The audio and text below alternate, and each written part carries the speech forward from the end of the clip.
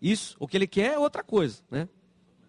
E olha, o advogado ajudou a conciliação falando da sindicância? Não, não ajudou. Mas ele reforçou o vínculo que tem com o seu próprio cliente.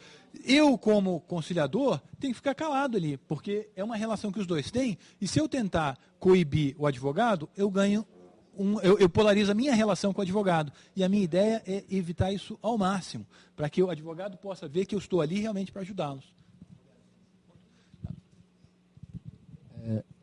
Em duas oportunidades, eu observei que... Em duas oportunidades, eu observei que o conciliador, na primeira, ele olha para o relógio e fala que o tempo é exíguo. Na segunda, ele também reforça. Eu gostaria de saber se isso deveria ser evitado. Isso deve ser evitado. Isso deve ser evitado. Só que a gente tinha aqui, desde o início do curso, uma preocupação, porque as técnicas, quando a gente passa a estudar as técnicas e ferramentas de mediação, a gente vê o histórico de outros países e tal, que eles trabalham, eles impõem celeridade tendo em vista o interesse das pessoas. Então, algumas vezes eles passam 10 horas, 20 horas, 10 sessões, 12 sessões trabalhando um conflito. Bom, e nós tínhamos que trazer para cá uma realidade diferenciada, uma realidade que é a nossa realidade, de que nós temos limitação de tempo. Então, me parece só que em determinados momentos a gente não pode fazer isso, né? Em outras vezes, quando você já encerrou uma fase, aí você já deu tempo para ele falar e assegurou a ele aquilo que você estabeleceu naquele contrato preliminar. Aquilo, vamos estabelecer um contrato?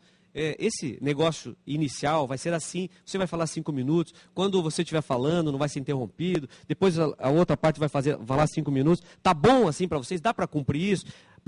Dá para você não interromper a outra parte quando ela estiver... Dá. Então, você já conseguiu fazer isso, né? Depois que você já conseguiu essa confiança, já estabeleceu o rapport, aí a questão do tempo, você, em determinado momento, você vai ter que fazer. Não é aconselhável? Não.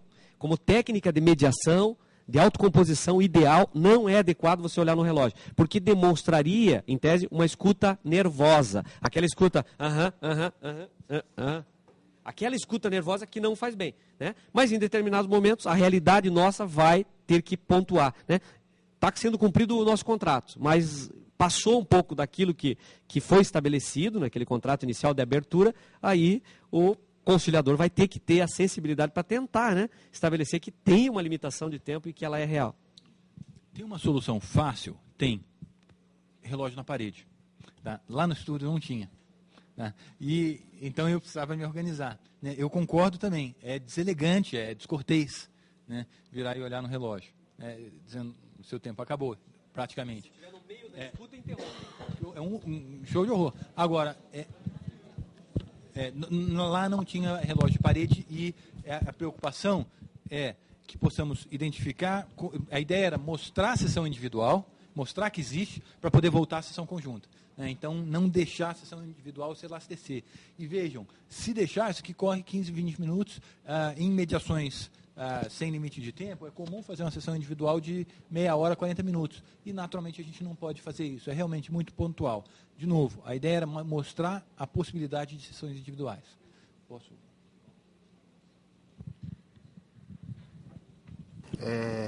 E aí, conversando com o doutor, ele sugeriu que a gente viesse para o juizado por ser mais rápido. Então, em razão do juizado, limitou, acho que é 14 mil, né, doutor?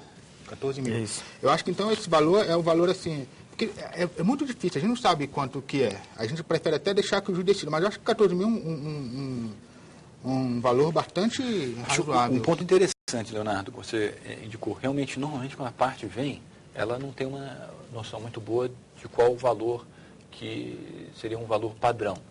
Mas as partes, por esse motivo, até recebi os advogados, que os advogados têm uma boa noção de qual é um valor baixo, um valor alto para esse tipo de situação. Então, eu, naturalmente, como conciliador, eu não posso ficar pressionando para fechar em acordo em um valor ou em outro. Eu vou pedir que o senhor converse com o seu advogado, né? E me parece que o papel do advogado nesse momento é exatamente dizer quais são as decisões padrão de juízes dentro daquela unidade da federação, dentro desse Estado. Então, naturalmente, um bom advogado não vai virar e tentar pleitear R$14 mil num caso desses. A ideia é, um bom advogado ele vai indicar, olha, o valor mínimo é esse, o valor máximo é esse, vamos negociar quando a gente sentar juntos.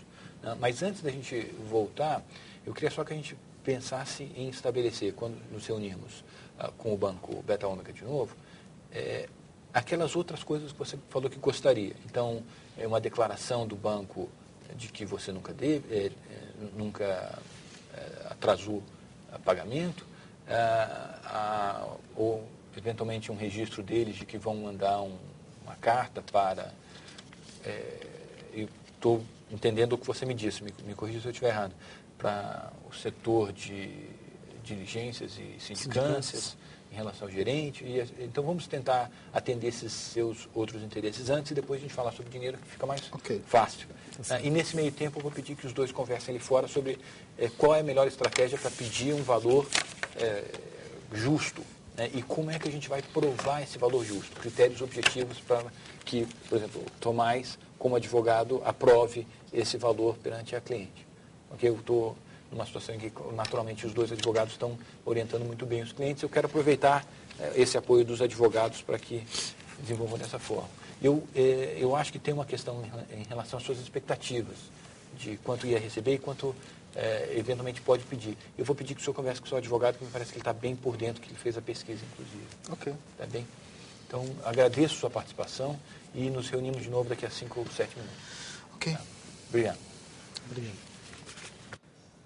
Obrigado por aguardarem. Sei que lá fora o tempo demora um pouco mais para passar, né?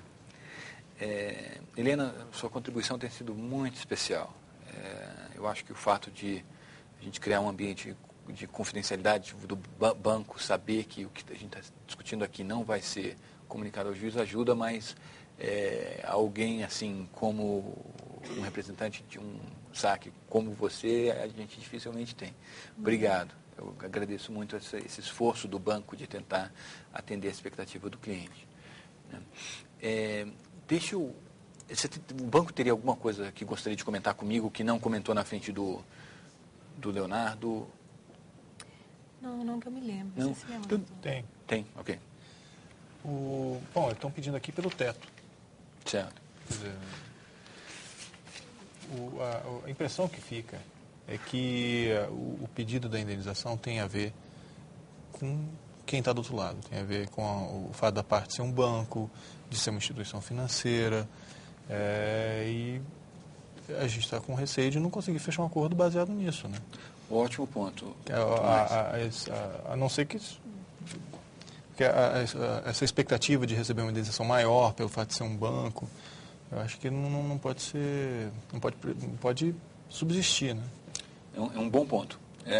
Na nossa conversa a gente pontuou isso e eu percebi que é interesse do Leonardo receber um valor justo. Então, quando ele pede o teto, eu acho que é mais uma forma de uma estratégia de negociação ou até mesmo uma forma de se comunicar com o banco que ele está muito aborrecido. Isso muitas vezes acontece. E eu perguntei para ele o que ele realmente gostaria que acontecesse, né? E, curiosamente, o valor da indenização foi um dos últimos pontos que ele mencionou. Né? Ele comentou que, eu perguntei para ele, dizendo, olha, eu vou fazer uma inversão de papéis e depois vou fazer também a inversão de papéis com o banco. E pedi que ele indicasse o que ele gostaria que o banco fizesse numa situação como essas, se uma situação como essas voltasse a se repetir.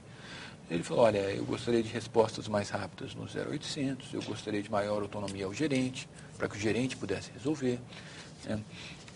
E ele comunicou que realmente gostaria de ter uma declaração expressa do banco dizendo que ele nunca deveu.